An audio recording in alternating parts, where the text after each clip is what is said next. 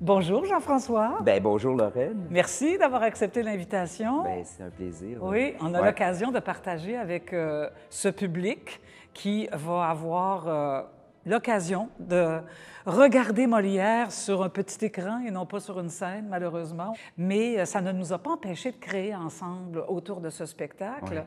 d'autant plus que la période d'écriture, parce que c'est l'adaptation du roman de Monsieur de Molière, de Bulgakov, n'est pas tout à fait terminée. Ben oui. Alors, c'est un laboratoire pour l'auteur, l'adapteur, en fait, Louis-Dominique Lavigne, et pour nous aussi, parce qu'on a ensemble à découvrir, scruter, fouiller pourquoi Bulgakov s'est intéressé à Molière. Ouais.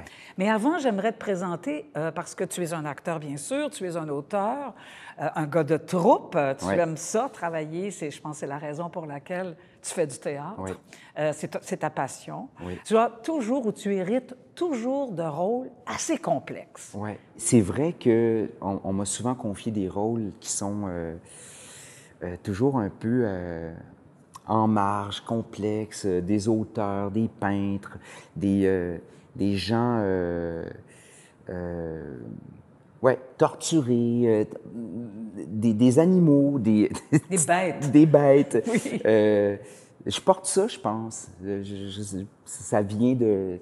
C'est mon ADN. Parlons de Bulgakov. Ouais.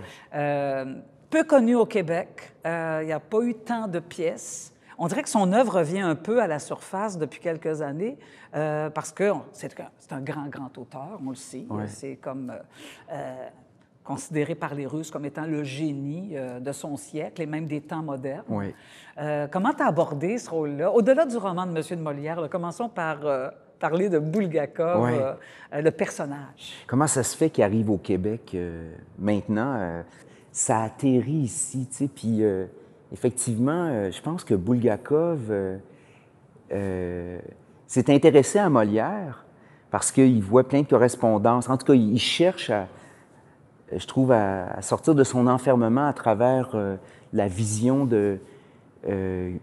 qu'il a de Molière.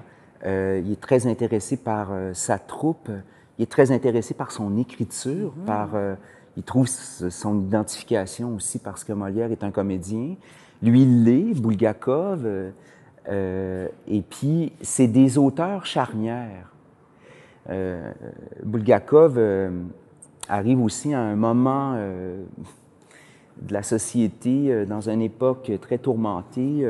Molière aussi, ils deviennent comme les deux, je trouve, des anticorps, en fait, littéraires, qui vont donner comme, on pourrait dire, de vaccin contre l'engourdissement social dans lequel ils sont. Puis Bulgakov cherche à se déconfiner, en fait. Il veut sortir de son pays, il veut sortir de tout le marasme dans lequel il se trouve. C'est quand même fantastique que Bulgakov va chercher dans le passé un auteur qui est Molière, et que là, toi puis Louis-Dominique, vous vous intéressiez à Molière et Bulgakov. Tu sais, c'est comme s'il y avait une espèce de triangle fertile. Tu parlais de marginalité tout à l'heure, c'est que la vie est dure quand même pour Bulgakov et la vie a été dure pour Molière. C'est-à-dire que c'est pas un chemin parsemé de fleurs vers le succès te tombe dessus sans que tu aies travaillé pour. Molière a connu un certain succès, mais il a connu des censures, des pièces qui ont été avortées, arrêtées. Bref, il a franchi des siècles parce que il y a des artistes qui ont voulu qu'ils franchissent des siècles. Bulgakov, c'est pas le même parcours parce qu'il n'a pas réussi. Son roman de Monsieur de Molière n'a pas été édité de son vivant. Et il frappait des esprits conformistes de l'époque et le régime stalinien qui était mais anti-liberté d'expression, là, il faut quand même le dire.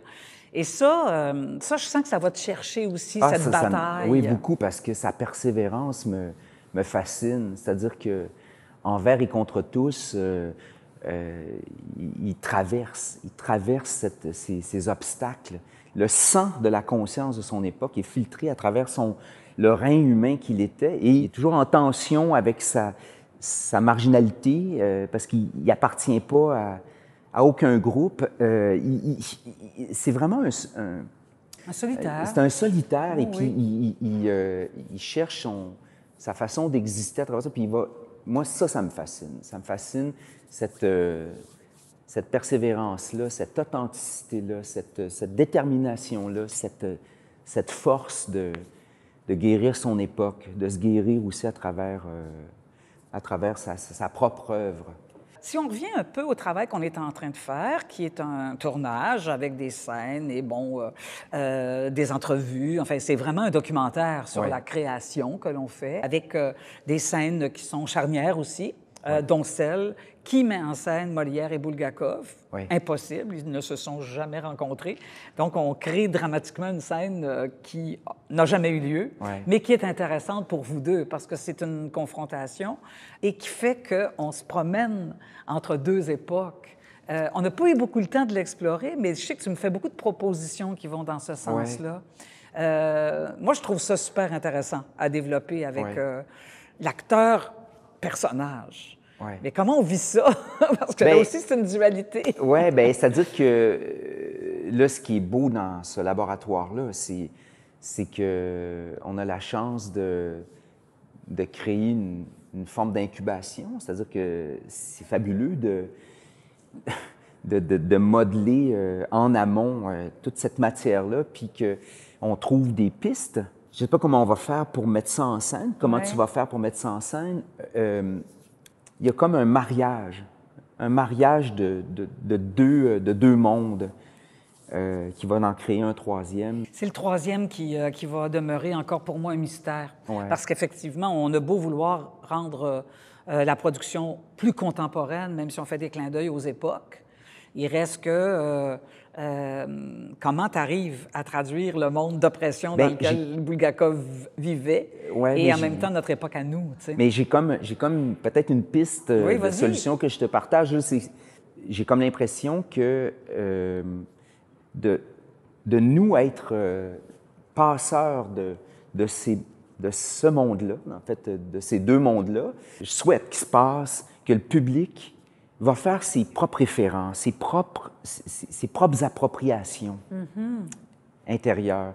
Tout ce qui va se passer sur scène va se passer dans le théâtre des cerveaux du public. Mais tu vas regarder le public. Tu me demandes souvent, d'ailleurs, est-ce que Bulgakov, lui, franchit le quatrième mur, le fameux quatrième mur qui sépare quelquefois le personnage du public? Il se dit, je suis d'abord un comédien avant d'être un écrivain.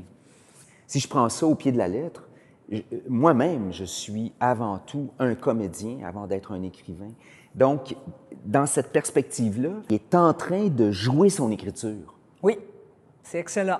Il est en train de jouer son écriture. Donc, c'est ça aussi la piste.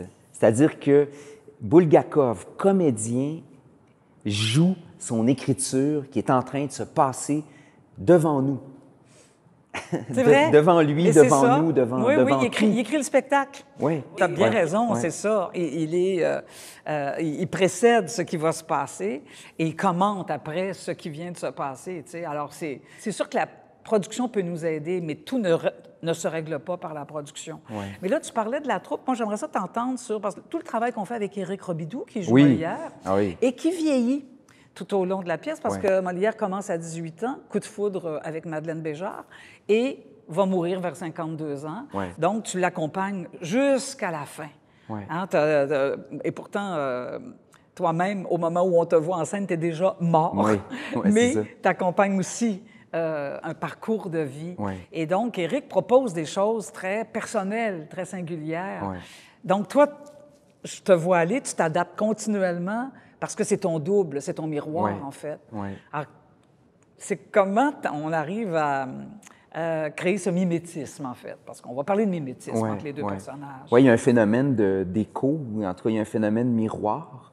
Bon, mais c'est sûr que Éric, c'est fabuleux ce qu'il fait, là, déjà. Puis, on va dire, on se passe la POC, là, dans le sens que, pour prendre une image un peu de la troupe de Molière avec sa charrette, j'ai l'impression que Bulgakov, par moment, est le cheval, tire l'histoire de la troupe. Par moment, Molière devient le cheval, puis Bulgakov regarde ce qu'il tire. bon, c'est sûr que c'est un rôle d'écoute. Mais comment incarner l'écoute? Je vais essayer de trouver je dirais un corps à l'écoute. C'est comme ça que j'aborde ma présence signifiante à travers le déploiement de cette histoire-là.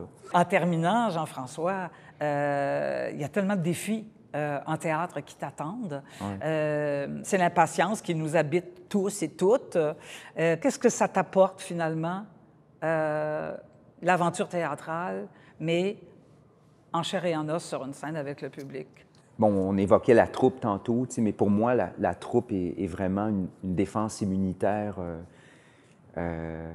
sociale. Donc, comme comédien, dans ce projet-là, puis aussi, bon, à chaque fois que je suis sur scène, c'est toujours un acte de résistance, un geste aussi de lumière. On attend le public, là. C'est sûr que c'est ce qui différencie notre art. Faut vivre ça ensemble.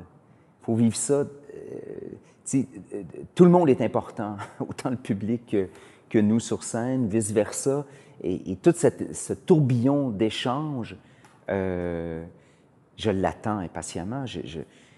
Et puis, je veux dire, même avant, c'était pour moi primordial. Donc, ça s'en vient. Vive la troupe! On va terminer sur cette pensée vivante et, comme tu dis, antidote à cette tragédie collective que l'on vit en ce moment. Je pense qu'on peut employer le mot tragédie, mais Molière était le maître de la comédie, alors soyons dans l'espoir. Merci beaucoup, vraiment, c'était super inspirant. Bye. Bye. Merci.